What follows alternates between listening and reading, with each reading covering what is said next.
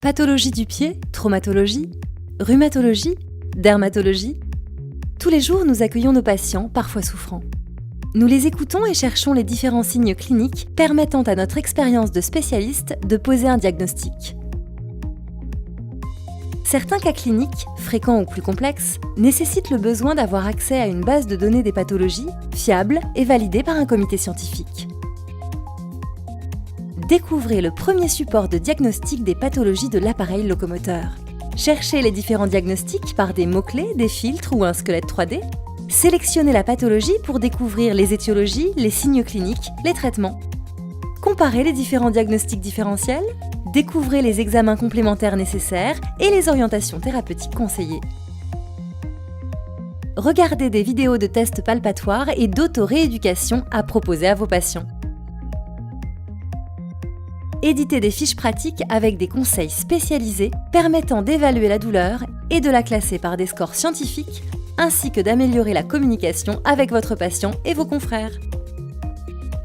Bienvenue dans Didoc, support de diagnostic de l'appareil locomoteur pour les professionnels de santé, créé par des professionnels de santé.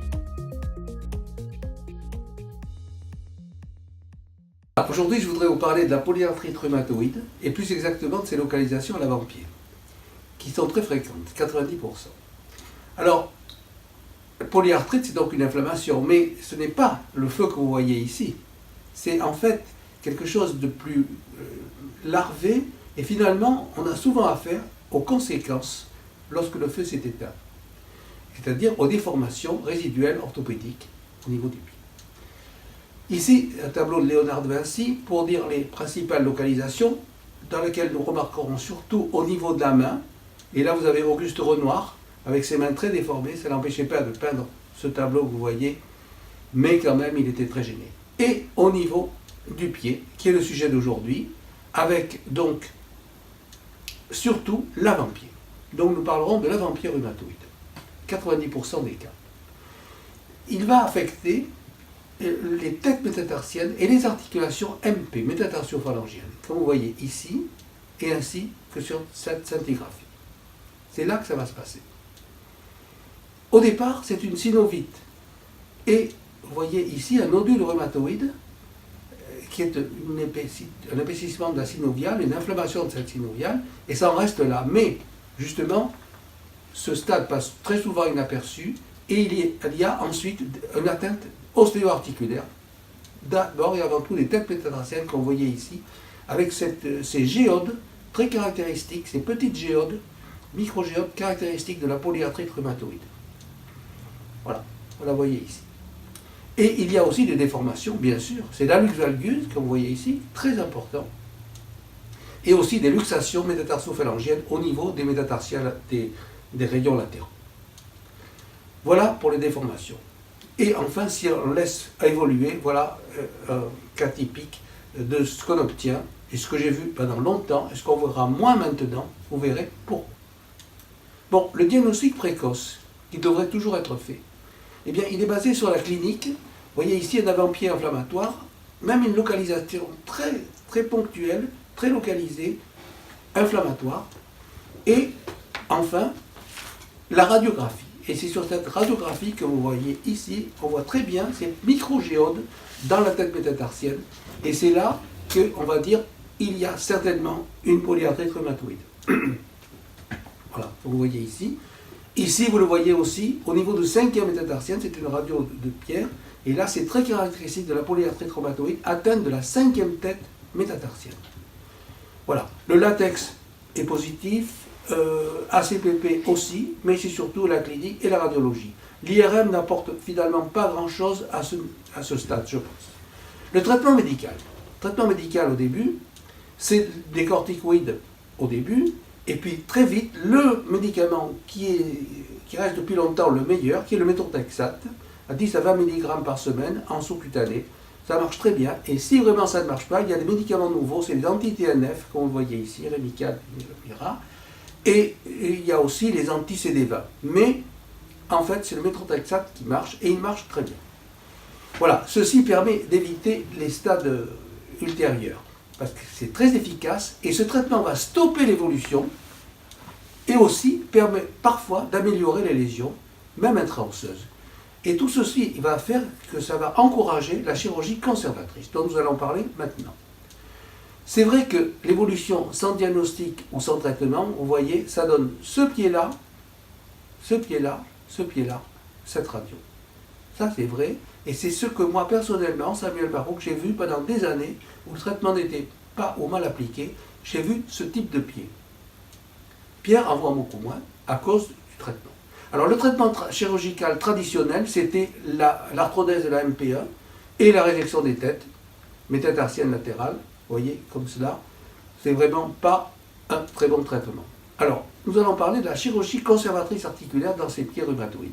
D'abord, ablation des nodules, bien sûr, mais ça ne suffit pas, c'est très déformé. Donc on va faire des ostéotomies métatarsiennes au niveau des lésions. Retenez bien, au niveau des lésions.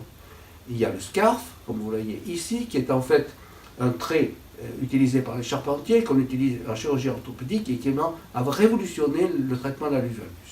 Et il y a aussi sur les rayons latéraux, ici, le veil, c'est une opération comme cela, qui recule les têtes métatarsiennes et qui agit dans la lésion.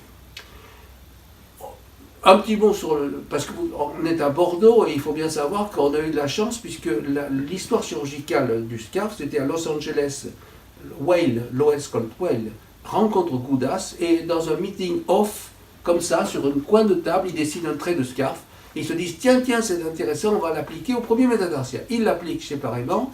Et ensuite, j'ai la chance, moi, en 91, d'aller à San Francisco pour faire un congrès dans les podiatres. Et là, je rencontre Bell qui me dit, venez à Chicago, je vais vous enseigner le scarf. Il m'enseigne le scarf, je reviens avec le scarf. Et l'année prochaine, l'année après, on fait le premier congrès du scarf à Bordeaux, justement. Il y avait Whale, etc.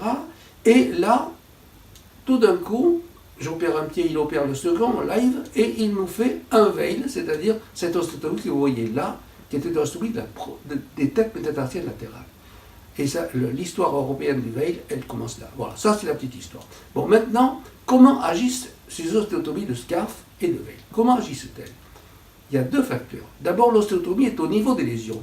Et là, c'est une ostéotomie, je ne sais pas pourquoi, mais le fait de faire une ostéotomie dans la lésion de la polyarthrite amyloïde va améliorer, comme vous le voyez ici, puisque là, nous sommes à 15 ans de recul, et vous voyez qu'il n'y a plus les géodes, donc il va, rien que cette ostéotomie, au niveau de la lésion, va, on peut le dire, guérir la lésion, en tout cas, la lésion radiologique.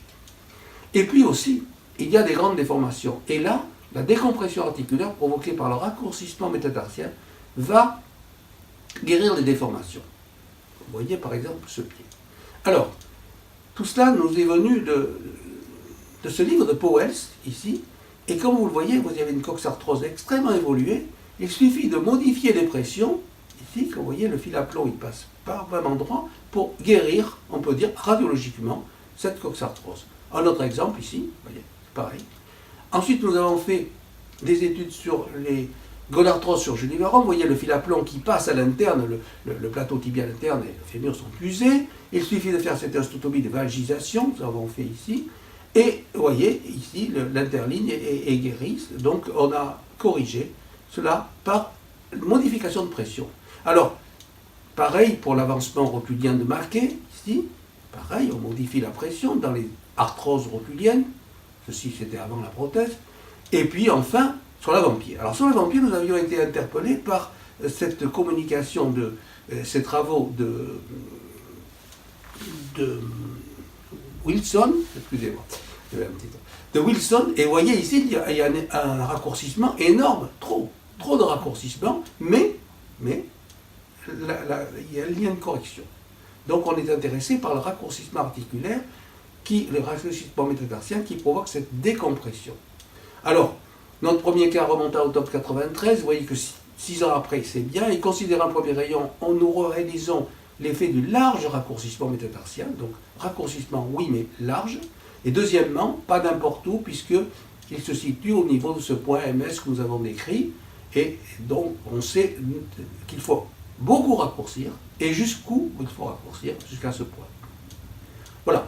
Donc, après, il faut respecter la parabole métatarsienne, bien sûr, vous le savez, égalité M1, M2, et longueur décroissante des autres orteils, ce qui permet, en plus, de procurer à nos patients un chaussage élégant, puisqu'on aura raccourci ces métatarsiens latéraux, et que c'est là que la chaussure élégante se place.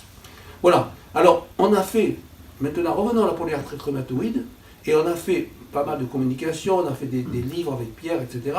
Mais c'est cette communication dans Photonenkel clinique qui a été principale. Et vous voyez qu'on a pas mal de cas avec un recul de 10 ans et une technique de Scarf et de Weil dans 94% et arthrodèse 6%. Alors voici un cas. Parce qu'on peut associer l'arthrodèse et la préservation articulaire, bien sûr. Voici un cas où, ici, il y a besoin d'une arthrodèse, c'est une arthrodèse. Et puis, au niveau de ce rayon que vous voyez est extrêmement atteint, eh bien, on va faire quand même un Weil, et vous voyez, le résultat est bon. Et là, au niveau de ce troisième rayon, où vraiment il y a une lame de rasoir à la place de la tête, alors on va faire un prothèse-bouton, mais total, le résultat il est bon, et avec préservation articulaire, sauf pour un rayon. Mais dans la 94% des cas, la chirurgie va être conservatrice pure, et c'est ça qu'il faut que vous reteniez. Il faut que vous reteniez qu'on va conserver les articulations et guérir à la fois la maladie et les déformations. Voilà. Alors, par exemple, vous avez ce cas en 2003, où il a extrêmement évolué. On peut se dire que là-dessus, qu'est-ce qu'on va faire? Eh bien, en 2005, recul 2 ans, cette patiente a fait, c'est vrai, le pèlerinage de Compostelle. Elle a fait 700 km à pied à 2 ans. Et nous l'avons revu en 18, c'est-à-dire recul 14 ans. Et vous voyez ici que non seulement elle est complètement guérie, mais la luxation, vous voyez là, est complètement stable, puisque ça fait 14 ans. Et vous voyez, elle est en digitigrade, elle a ses chaussures élégantes, fines, etc. Voilà, notre contrat a réussi. Un deuxième cas, pareil, 2001. Alors là, c'est un cas extrêmement évolué, vraiment, on se dit qu'on ne va pas pouvoir conserver une seule de ces articulations. Eh bien si, en 2003, 1 an de recul, elle est bien. Vous voyez ici que les métatarsalgies ont complètement disparu. Et en 2018, avec 16 ans de recul, donc 16 ans de recul, vous voyez qu'elle est pratiquement toujours la même, avec, vous voyez, les orteils qui vont bien au sol, les petites chaussures élégantes, bien sûr. Et ça, ce sont 2 cas, évidemment, ce ne sont pas les pires, mais on peut vous dire que dans 95% des cas, on obtient un excellent résultat par la préservation articulaire. Voilà, on va avoir fini. L'évolution, eh bien, sur ces cas évolués, on va faire, et c'est grâce à Pierre, une chirurgie mini-invasive. C'est-à-dire que ça sera les mêmes, ça sera le Scarf et le Weil, mais ça va être mini-invasive, parce que la chirurgie percutanée, dans ces cas-là, non, je crois qu'il faut l'abandonner. Dans ces cas-là, il faut simplement savoir qu'ici, on va faire du mini-open, et vous voyez ici, c'est le mini-open Scarf que Pierre a décrit, et que je trouve extrêmement bon. Vous voyez ici, voilà un Scarf normal, avec une incision normale. Vous voyez ici qu'il y a 2 fois moins d'incision. C'est donc open, mais mini-open, se rapprochant donc du percutané. Et vous voyez ici le déplacement qui est quand même très important. Alors, pour une polyarthrite rhumatoïde, ça sera un tout petit peu plus grand, mais loin d'être invasif. Pareil pour le Weil, vous voyez ici que Pierre va faire un trait ici, un autre trait là, au point MS. Ici, il va sortir le fragment métatarsien, et on va avoir une chirurgie mini-invasive extrêmement efficace avec ces petites incisions que vous voyez ici. Donc, mini-invasive. Maintenant, le traitement médical, on l'a vu, il est très efficace, il stoppe l'évolution, et surtout, il y a quasi-disparition, et il amène à la quasi-disparition des cas évolués. Pierre, actuellement, ne voit pratiquement plus de cas évolués, heureusement. Quand il y en a, on sait les traiter, vous l'avez vu, mais il n'y en a presque plus, grâce au traitement médical. Alors là, vous avez un cas typique. Pierre a vu cette patiente il y a de ça quelques temps. Vous voyez ici, il y a une petite bugnonnette, et il y a sur la radio, justement, ces petites géodes qui sont vraiment caractéristiques de la polyarthrite. À ce moment-là, il a fait un Weil isolé sur le 5e, et vous voyez le résultat à 1 an, c'est parfait. Donc, voilà. Grâce au progrès du traitement médical, donc, et grâce aux osteotomies de Scarf et de Weil, on peut dire que d'une maladie qui était très invalidante, rappelez-vous les mains de Renoir, maladie très invalidante, on a maintenant une affection parfaitement curable. Je vous remercie de votre attention.